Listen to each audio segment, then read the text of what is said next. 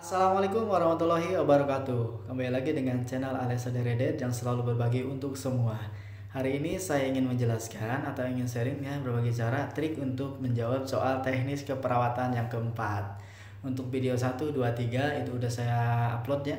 Silahkan nanti dilihat saja di video-video yang udah saya posting. Oke, langsung saja ya ke soal nomor 24. Sebelum ke soal, jangan lupa subscribe, like, komen, serta share video ini ke teman kalian ya, agar kalian dan teman-teman kalian mengetahui tentang cara dan trik untuk menjawab soal multiple choice atau pilihan ganda terkait dengan teknis keperawatan. Oke, langsung saja soal nomor 24 ya. Seorang perempuan berusia 19 tahun datang ke rumah sakit dengan keluhan batuk, keluhan yang menyertai demam, penurunan nafsu makan. Hasil pemeriksaan fisik ditemukan batuk produktif terutama di pagi hari, hipersonor dan ada ronhi. Masalah keperawatan yang diangkat adalah bersihan jalan napas tidak efektif. Intervensi yang diberikan adalah ajarkan batuk efektif. Pertanyaannya, apakah rasional dari intervensi tersebut? Jadi intervensi dari bersihan jalan napas itu apa ya? Yang pertama ini jawaban yang A, karakteristik sputum menunjukkan berat ringannya obstruksi. Yang B, ventilasi membuka lumen saluran pernapasan. Yang C, memudahkan pengeluaran sekret yang melekat. Yang D, pengeluaran akan sulit bila dahak sangat lengket. Dan yang E, bronkodilator meningkatkan diameter bronkus. Oke, langsung saja ya kita jawab. Di sini tujuan untuk bersihan jalan napas itu adalah untuk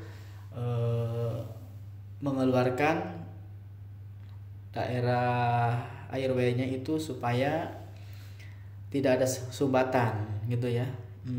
Batuk efektif itu merupakan salah satu tugas mandiri dari perawat gitu, tanpa harus adanya kolaborasi sama dokter. Itu ya, yang paling tepat itu adalah bersihan jalan napas untuk memudahkan pengeluaran sekret yang melekat gitu ya, yang C jawabannya. Oke, langsung saja kita ke soal berikutnya. Soal nomor 25.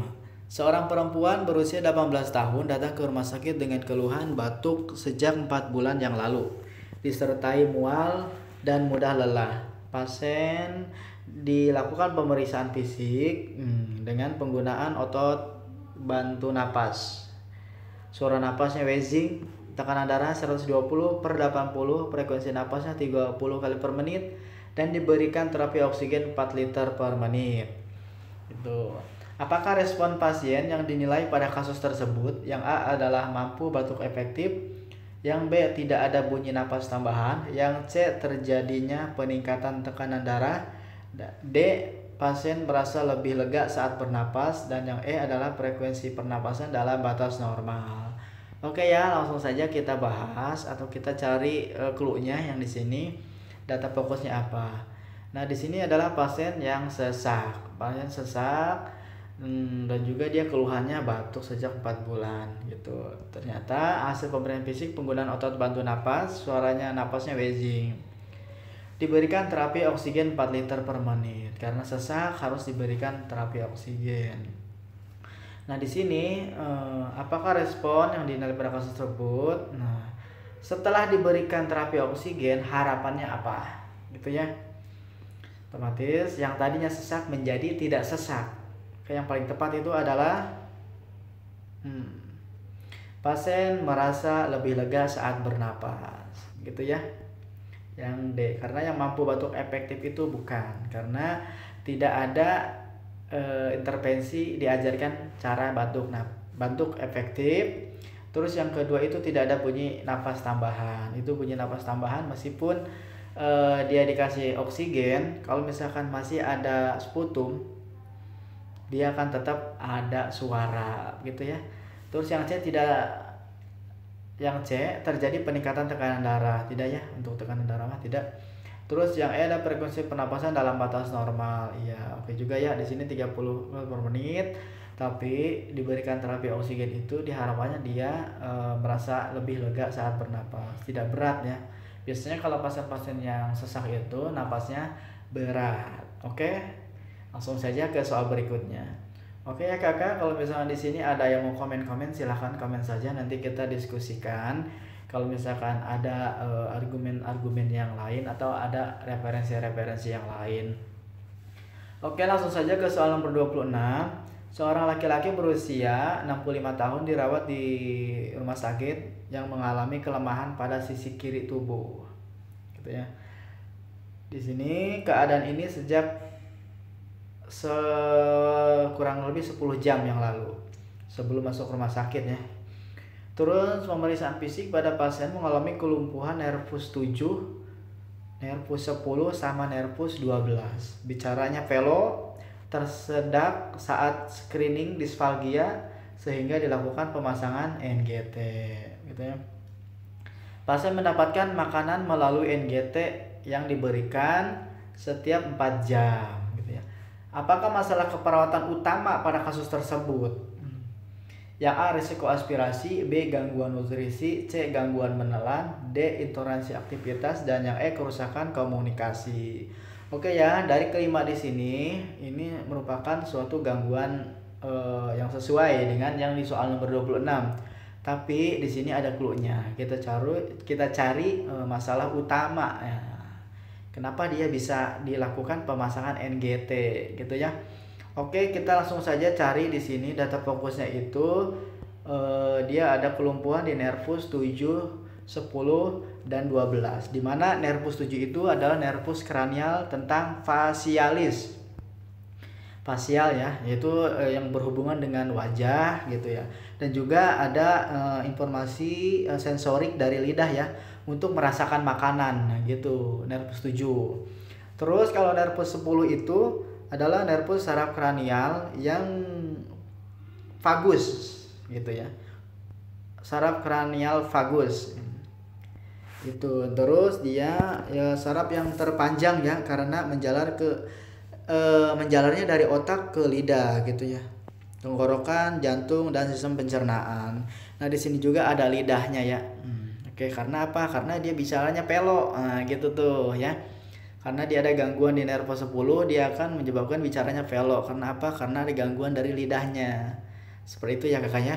Terus buat nervus 12 itu adalah nervus hipoglossus yang berperan untuk menggerakkan lidah gitu ya. Akan bicara velo juga gitu. Kalau misalkan dia ada gangguan lidah, otomatis dia dikhawatirkan terjadinya tersedak. Nah, pada kasus di sini dia tersedak saat screening disfalgia. Nah, di sini aja dia udah tersedak, apalagi kalau ada makanan gitu ya. Nah, dilakukanlah pemasangan NGT. Nah, jadi dilakukan pemasangan NGT itu bukan semata-mata dia kekurangan nutrisi, tapi untuk pencegah risiko aspirasi. Betul sekali gitu ya. Jawaban yang paling tepat adalah A. Kalau gangguan nutrisi kurang tepat ya, soalnya di soal ini tidak ada penurunan berat badan. Kalau misalkan risiko gangguan nutrisi itu bisa, tapi di sini gangguan nutrisi. Kalau namanya udah gangguan berarti udah ada dampak yang ditimbulkan seperti penurunan berat badan. Terus yang gangguan menelan juga bisa, cuma tidak berbahaya ya. Kalau yang lebih berbahaya itu aspirasi. Karena apa? Kalau aspirasi itu lebih cepat mengarah ke kematian gitu ya. Terus yang intoleransi aktivitas tidak juga ya. Kalau intoleransi aktivitas di sini tidak ada soal-soalnya. Terus kerusakan komunikasi bukan kerusakan ya. Tadi terjadi penurunan fungsi komunikasi. Soalnya apa? Masih bicaranya si pelo, masih bisa. Sorry, yang namanya kerusakan itu udah total, dia nggak bisa berbicara. Begitu ya kakak. Semoga kita bisa memilah soal yang untuk dijadikan bahan jawaban kita. Oke, langsung saja ke soal berikutnya. Soal nomor 27. Seorang laki-laki berusia 31 tahun dirawat di rumah sakit karena nyeri kepala hilang timbul pada bagian belakang. Terus dengan skala 3 dari 0 sampai 10 menggunakan numeric scale dan sudah berlangsung selama 6 bulan. Nah, jadi keluhan ini tuh dirasakan udah 6 bulan. Riwayat IFDU. IFDU itu adalah intravena drug use gitu ya. Sering banget melakukan pengobatan itu melakukan lewat intravena gitu ya. Selama 2 tahun. Pasien kadang lupa waktu minum obat, lupa untuk makan dan mandi. Apakah intervensi yang tepat dilakukan pada kasus di atas? Yang A, manajemen pengobatan, yang B, manajemen nutrisi, yang C, manajemen nyeri, D, latihan memori, dan yang E adalah memandikan. Oke ya, langsung saja kita di sini dampaknya juga udah tahu. Pasien ini sering lupa waktu minum obat, lupa makan dan mandi. Itu adalah untuk lakukan tindakannya yaitu latihan memori agar dia bisa mengingat jangka pendek maupun jangka panjang. Seperti itu ya kakak ya. Kalau untuk manajemen pengobatan sih masih kurang ya. Dia juga udah riwayat 2 tahun IFDU. Terus manajemen nutrisi juga kurang ya. Di sini ya tidak ada tanda-tanda untuk penurunan berat badan. Manajemen nyeri dia tidak juga bisa, cuman tidak bisa diangkat untuk yang prioritasnya ya. Karena skala nyerinya 3, termasuk dalam skala nyeri ringan. Untuk memandikan ini kurang tepat juga ya. Karena memandikan itu hanya untuk personal hygiene aja gitu ya. Kalau untuk daya ingat kurang tepat ya. Yaitu tindakannya latihan memori. Oke, langsung saja ke soal berikutnya. Di sini soal nomor 28. Seorang laki-laki berusia 50 tahun dirawat di rumah sakit dengan keluhan nyeri ulu hati. Nafsu makannya menurun dan perut semakin membesar. Pasien juga mengalami ikterus pada kulit dan sklera. Pasien berisiko mengalami ketidakseimbangan volume cairan dan telah dilakukan penimbangan berat badan setiap hari. Apakah rasional intervensi keperawatan yang dilakukan pada kasus tersebut? Yang A, menunjukkan intake adekuat, yang B, merupakan indikator retensi, C, mengevaluasi status nutrisi, D, menilai pertumbuhan, yang E, mengurangi asites. Oke ya, langsung saja kita di sini cari clue-nya. Bahwa clue-nya tersebut di sini yaitu pasien mengalami nyeri ulu hati, nafsu makan menurun ya, nafsu makan dan perut semakin membesar. Ada juga pasiennya mengalami ikterus pada kulit dan sklera, berisiko mengalami ketidakseimbangan volume cairan, dan telah dilakukan penimbangan berat badan per hari. Jadi apa yang harus kita cari untuk data tersebut gitu ya. Kalau yang A menunjukkan intake adekuat, ini kurang tepat ya. Karena untuk menunjukkan intake adekuat itu menggunakan balance cairan, perhitungan balance cairan, bukan ditimbang. Seperti itu ya. Terus yang B merupakan indikator retensi, enggak juga ya, kurang tepat. Terus mengevaluasi status nutrisi bisa jadi nih. Nutrisi. Menilai pertumbuhan kurang ya. Kalau menilai pertumbuhan itu biasanya kita menggunakan rumus-rumus yang seperti di kebidanan itu, yang di posyandu.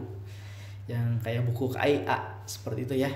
Atau buku-buku yang MTBS seperti itu untuk menilai status pertumbuhan. Terus yang mengurangi asites di sini kurang tepat ya untuk jawaban yang di sini, karena kalau mengurangi asites ini bisa jadi kita menghitung balance cairan dan juga bisa dilihat langsung secara kasat mata data objektifnya. Gitu ya. Kalau biasanya kalau untuk penimbangan berat badan setiap hari itu adalah untuk mengevaluasi status nutrisi. Begitu ya kakak. Kalau misalkan ada referensi yang lain dari rumah sakit lain atau pihak pelayan kesehatan yang lain, boleh di-share ya kakak ya. Di sini siapa tahu setiap rumah sakit, setiap pelayan kesehatan itu kita berbeda-beda tentang penanganannya, tapi tujuannya itu yang sama. Oke, langsung kita ke soal berikutnya. Seorang laki-laki berusia 49 tahun dirawat di rumah sakit karena mengalami lemah badan sebelah kiri. Pemeriksaan fisik, kesadaran kompos mentis, buang air kecil menggunakan Foley catheter. Dan sudah dilakukan bladder training jam 10.15. Kapankah klem kateter maksimal dilepas untuk mengalirkan urin pada pasien tersebut?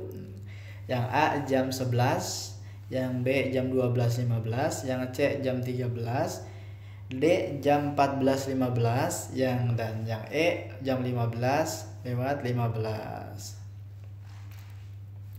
Gitu ya kakak.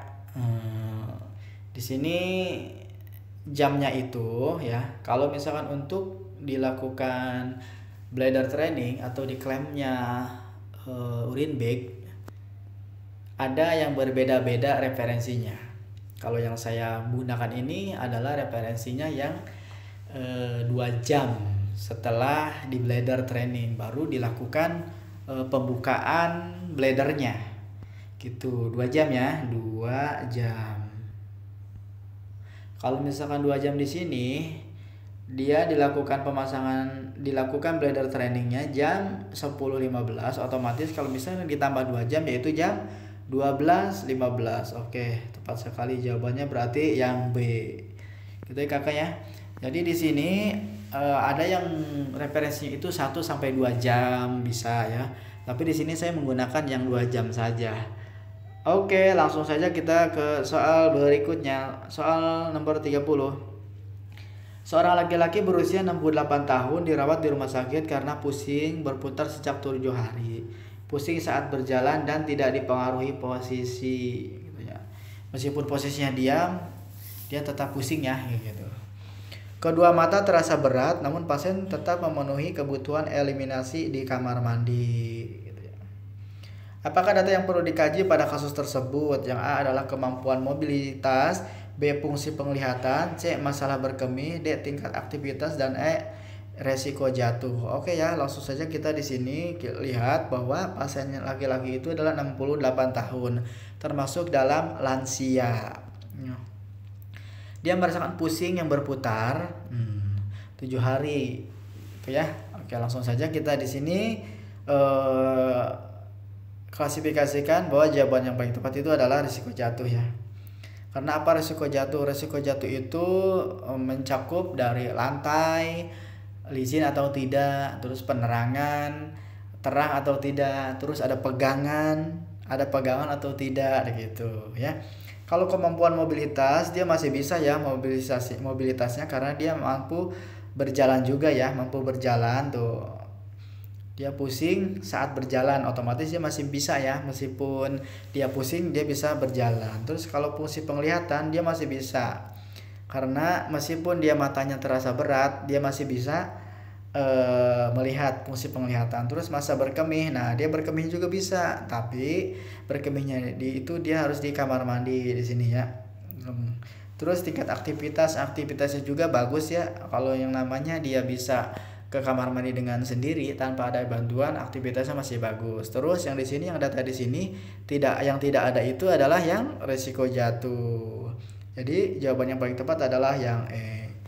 Oke ya, begitu saja kakak dari channel Alexander Redet. Akan saya share lagi tentang latihan-latihan cara menjawab soal-soal pilihan ganda. Jangan lupa subscribe, like, komen, serta share video ini ke teman-teman kalian ya. Nantikan video selanjutnya yang akan saya bahas ya. Oke, wassalamualaikum warahmatullahi wabarakatuh.